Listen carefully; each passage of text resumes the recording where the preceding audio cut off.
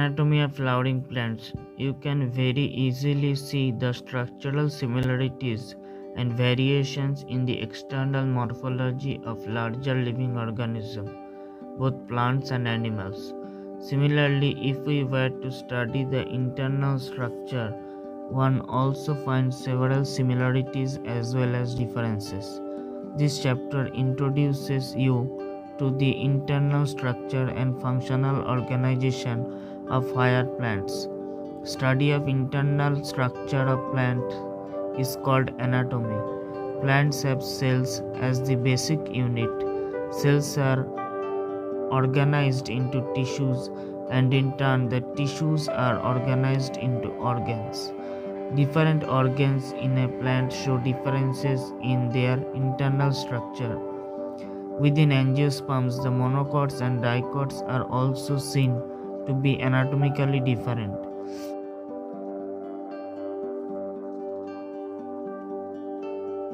Six point one. The tissue. A tissue is a group of cells having a common origin and usually performing a common function.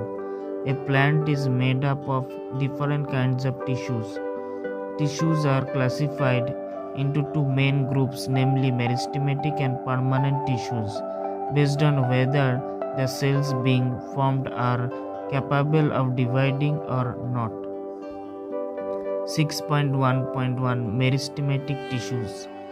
Growth in plants is largely restricted to specialized regions of active cell division called meristems. Plants have different kinds of meristems. The meristems which occur at the tips of root and shoots produce primary tissues are called apical meristems. Root apical meristem occupies the tip of a root, while the shoot apical meristem occupies the distantmost region of the stem axis. During the formation of leaves and elongation of stem, some cells left behind from shoot apical meristem constitute the axillary bud. Such buds are present in the axils of leaves and are capable of forming branch or a flower. The meristem, which occurs between mature tissues, is known as intercalary meristem. They occur in grasses and regenerate parts removed by the grazing herbivores. Both apical meristems and intercalary meristems are primary meristems because they appear early in life of a plant and contribute to the formation of the primary plant body. The meristem that occurs in the mature regions of roots and shoots of many plants, particularly those that produce woody axes and appear later than primary meristem, is called secondary or lateral meristem. They are cylindrical meristems. Fascicular vascular cambium, interfascicular cambium, and cork cambium are examples of lateral meristems. These are responsible for producing the secondary tissues.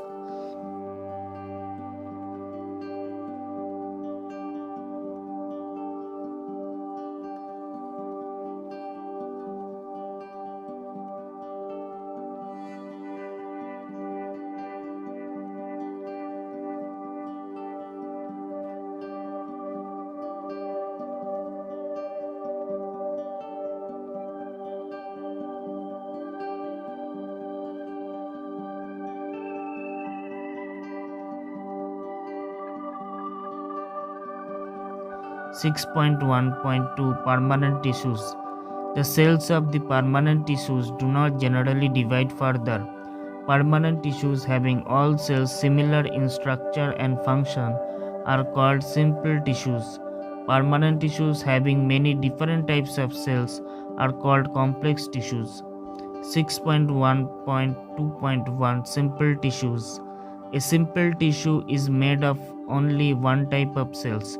The various simple tissues in plants are parenchyma, collenchyma, and sclerenchyma. Parenchyma form the major component within organs.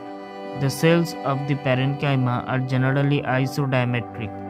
They may be spherical, oval, round, polygonal, or elongated in shape. Their walls are thin and made up of cellulose. They may either be closely packed or have small intercellular spaces. The parenchyma perform various functions like photosynthesis, storage, secretion.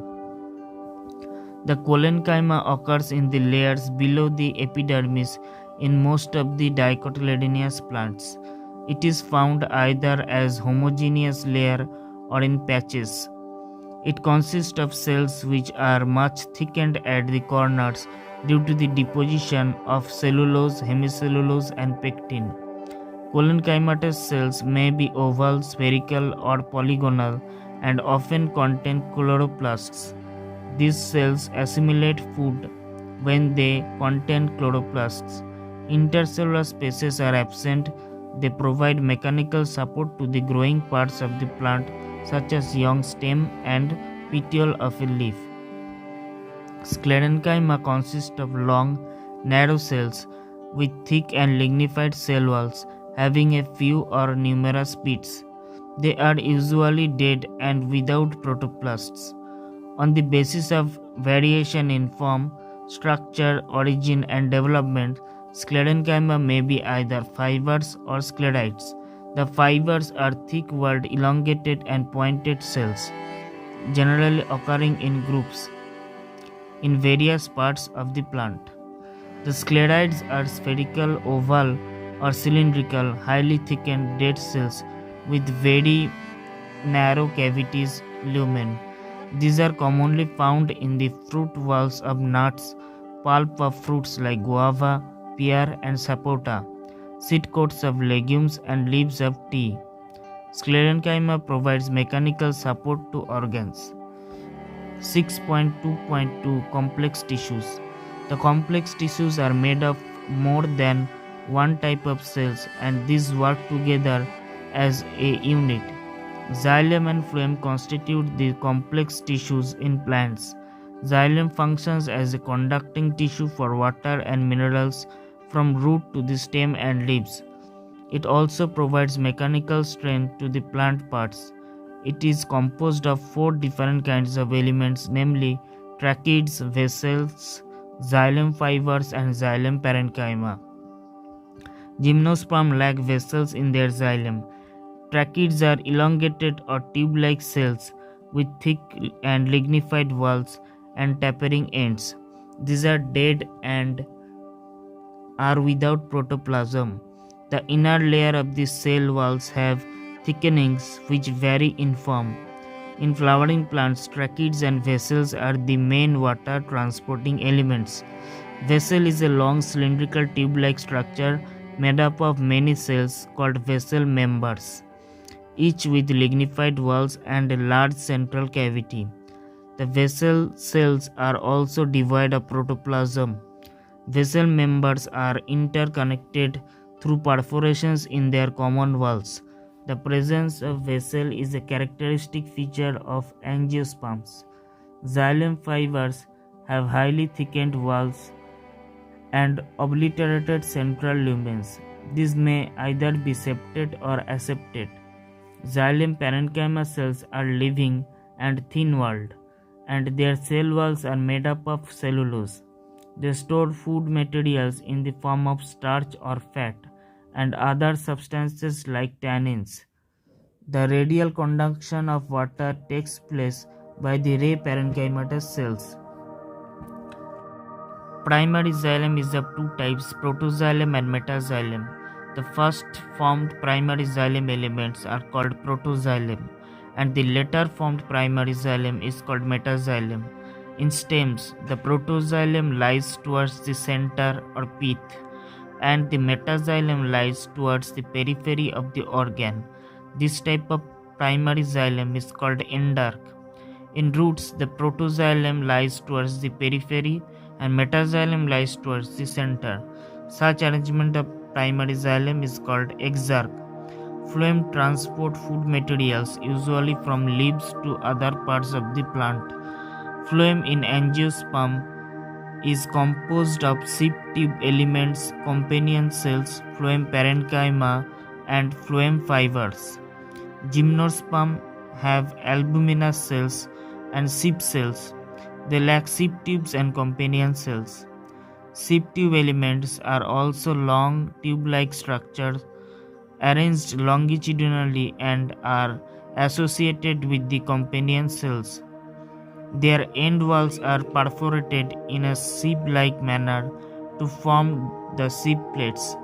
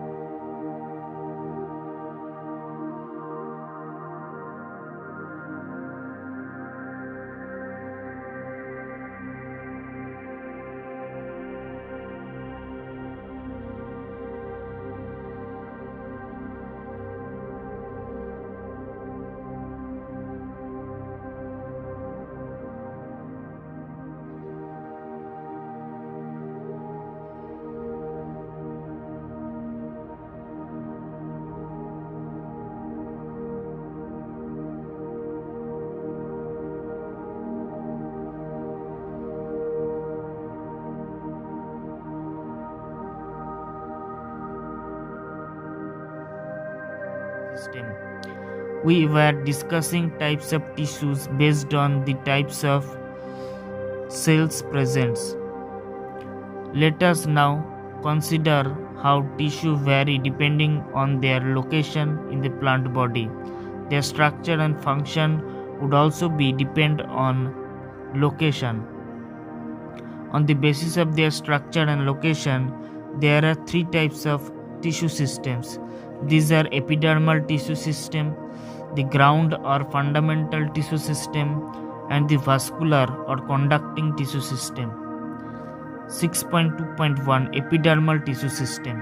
The epidermal tissue system forms the outermost covering of the whole plant body and comprises epidermal cells, stomata, and the epidermal appendages, the trichomes and hairs. The epidermis is the outermost layer of the primary plant body. It is made up of elongated, compactly arranged cells which form continuous layers. Epidermis is usually single-layered. Epidermal cells are parenchymatous with a small amount of cytoplasm lining the cell wall and a large vacuole. The outside of the epidermis is often covered with a waxy thick layer called the cuticle, which prevents the loss of water. Cuticle is absent in roots. Stomata are structures present in the epidermis of leaves. Stomata regulate the process of transpiration and gaseous exchange. Each stomata is composed of two bean-shaped cells known as guard cells, which enclose the stomatal pore. In grasses, the guard cells are dumbbell-shaped. The outer walls of guard cells, away from the stomatal pore, are thin, and inner walls towards the stomatal pore are highly thickened. The guard cells possess chloroplasts and regulate the opening and closing of stomata. Sometimes a few epidermal cells in the vicinity of the guard cells become specialized in their shape and size and are known as subsidiary cells. The stomatal aperture, guard cells, and the surrounding subsidiary cells are together called stomatal apparatus.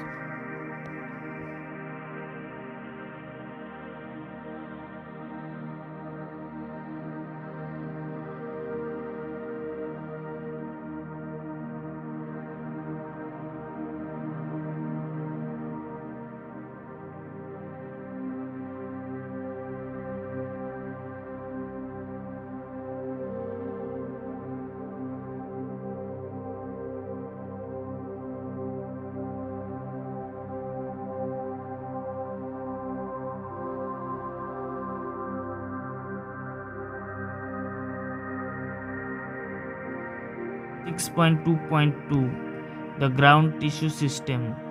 All tissues except epidermis and vascular bundles constitute the ground tissues. It consists of simple tissues such as parenchyma, collenchyma, and sclerenchyma. Parenchymatous cells are usually present in cortex, pericycle, pith, and medullary rays, in the primary stems and roots. In leaves, the ground tissue consists of thin-walled chloroplast containing cells and is called mesophyll. 6.2.3 The vascular tissue system. The vascular system consists of complex tissues, the phloem and the xylem. The xylem and phloem together constitute vascular bundles.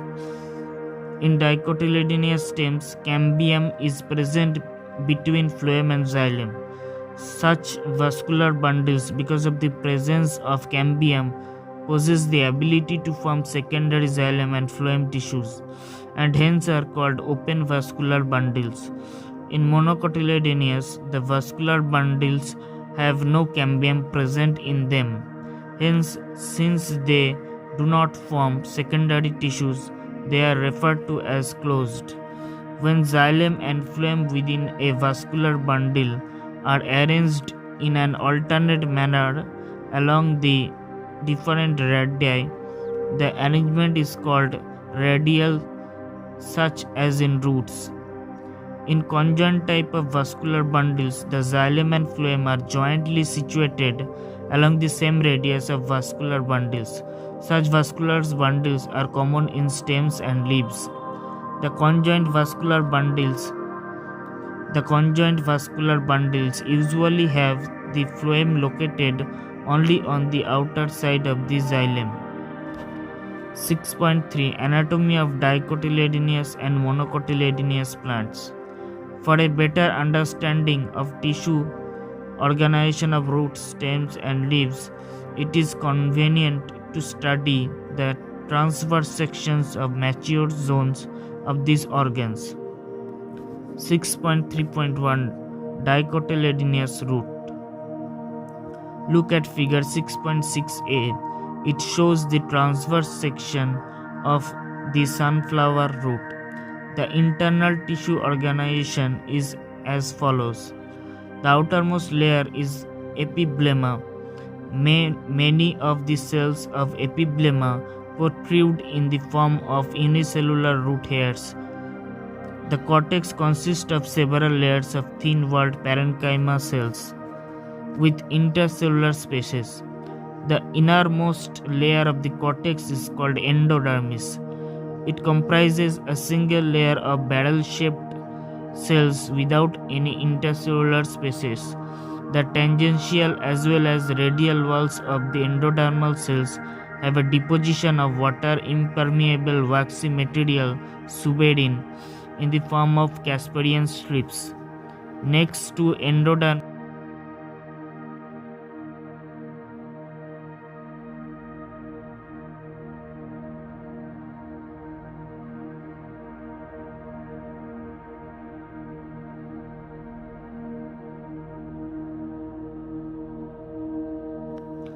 the parenchymatous cells which lie between the xylem and the phloem are called conjunctive tissue. There are usually 2 to 4 xylem and phloem patches. Later, a cambium ring develops between the xylem and phloem. All tissues on the inner side of endodermis, such as pericycle, vascular bundles, and pith, constitute the stele. 6.3.2 Monocotyledonous roots. The anatomy of monocot root is similar to the dicot root in many respects. It has epidermis, cortex, endodermis, pericycle, vascular bundles, and pith. As compared to the dicot root, which have fewer xylem bundles, there are usually more than 6 polyarch xylem bundles in monocot root. Pith is large and well developed. Monocotyledonous roots do not undergo any secondary growth. 6.3.3 Dicotyledonous stems. The transverse section of a typical young dicotyledonous stem shows that the epidermis is the outermost protective layer of the stem. Covered with a thin layer of cuticle, it may bear trichomes and a few stomata. The cells arranged in multiple layers between epidermis and pericycle constitute the cortex. It consists of the three subzones. The outer hypodermis consists of a few layers of parenchyma cells just below the epidermis, which provide mechanical strength to the young stem. Cortical layers below the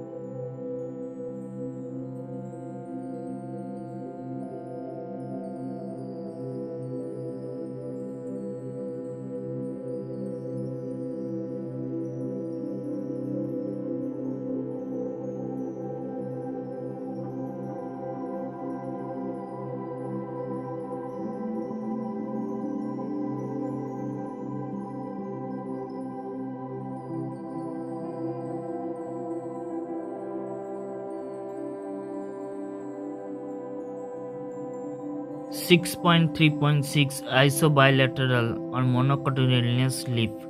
The anatomy of isobilateral leaf is similar to that of dorsiventral leaf in many ways. It shows the following characteristic differences. In an isobilateral leaf, the stomata are present on both the surfaces of epidermis, and the mesophyll is not differentiated into palisade and spongy parenchyma. In grasses, certain adaxial epidermis cells, along with the veins, modify themselves into large, empty, colorless cells. These are called bulliform cells. When the bulliform cells in the leaves have absorbed water and are turgid, the leaf surface is exposed. The leaf surface is exposed. When they are flaccid due to the water stress, they make the leaves curl inwards to minimize water loss. The parallel venation in monocot leaves is reflected in their near similar sizes of vascular bundles, except in main veins, as seen in vertical sections of the leaves. 6.4 Secondary growth. The growth of the roots and stems in length with the help of apical meristem is called the primary growth. Apart from primary growth, most dicotyledonous plants exhibit an increase in girth. This increase is called secondary growth. The tissue involved in the secondary growth are the two lateral meristems, vascular cambium and core cambium. 6.4.1 Vascular cambium. The meristematic layer that is responsible for cutting off vascular tissues, xylem and phloem, is called vascular cambium. In the young stem, it is present in patches as a single layer between xylem and phloem. Later, it forms a complete ring. 6.4.1.1 Formation of cambial ring. In dicot stems, the cells of cambium present between primary xylem and primary phloem is the interfascicular cambium. The cells of medullary rays adjoining these interfascicular cambium become meristematic and form the interfascicular cambium. Thus, a continuous ring of cambium is formed. 6.4.1.2 Activity of the cambial ring. The cambial ring becomes active and begins to cut off new cells, both towards the inner and the outer sides. The cells cut off towards pith mature into secondary xylem, and the cells cut off towards periphery mature into secondary phloem. The cambium is generally more active on the inner side than the outer. As a result, the amount of secondary xylem produced is more than secondary phloem and soon forms a compact mass. The primary and secondary phloem get gradually crushed due to the continued formation and accumulation of secondary xylem. The primary xylem, however, remains more or less intact in or around the center. At some places, the cambium forms a narrow band or parenchyma which pass through the secondary xylem and the secondary phloem in the radial directions. These are the secondary medullary rays. Springwood and autumnwood. The activity of cambium is under the control of many physiological and environmental factors. In temperate regions, the climatic conditions are not uniform throughout the year. In the spring season, cambium is very active and produces a large number of xylary elements having vessels with wider cavities. The wood formed during this season is called springwood or early wood. In winter, the cambium is less active and forms fewer xylary elements that have narrow vessels, and this wood is called autumnwood or late wood. The springwood is lighter in color and has a lower density, whereas the autumnwood is darker and has a higher density. The two kinds of woods that appear as alternate concentric rings constitute an annual ring. Annual rings seen in a cut stem give an estimate of the age of the tree. 6.4.1.4 Hardwood and Sapwood.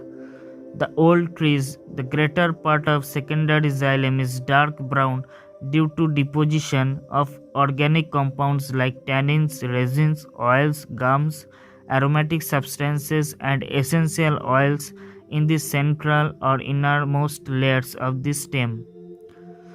The substances make it hard, durable, and resistant to the attacks of microorganisms and insects. This region comprises dead elements with highly lignified walls and is called hardwood. The hardwood does not conduct water, but it gives mechanical support to the stem. The peripheral region of the secondary xylem is lighter in color and is known as the sapwood. It is involved in the conduction of water and minerals from root to leaf. 6.4.2 Cork cambium. As the stem continues to increase in girth due to the activity of vascular cambium, the outer cortical and epidermal layers get broken and need to be replaced to provide new protective cell layers. Hence, sooner or later, another meristematic tissue called cork cambium or phellogen develops, usually in the cortex region. Phellogen is a couple of layers thick. It is made up of narrow, thin-walled and nearly rectangular cells. Phellogen cuts off cells on both sides. The outer cells differentiate into cork or phloem, while the inner cells differentiate into secondary cortex or phelloderm. The cork is impervious to water due to suberin deposition in the cell wall. The cells of secondary cortex are parenchymatous. Phellogen, phloem, and phelloderm are collectively known as periderm. Due to activity of the cork cambium, pressure builds up on the remaining layers of peripheral to phellogen, and ultimately these layers die and slough off. Bark is a non-technical term, refers to all tissues exterior to the vascular cambium, therefore including secondary phloem. Bark refer to a number of tissue types.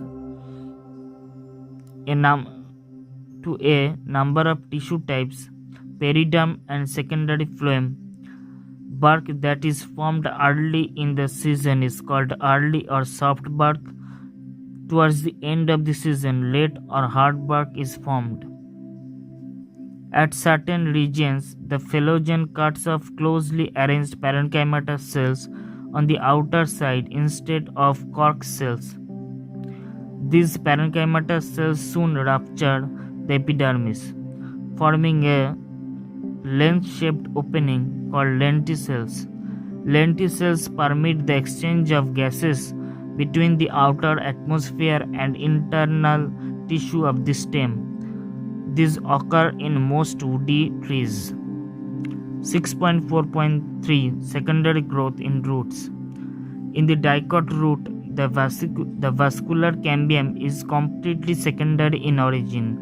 It originates from the tissue located just below the phloem bundles, a portion of pericycle tissue above the protoxylem, forming a complete and continuous wavy ring, which later becomes circular. Further events are similar to those already described above for a dicotyledonous stem.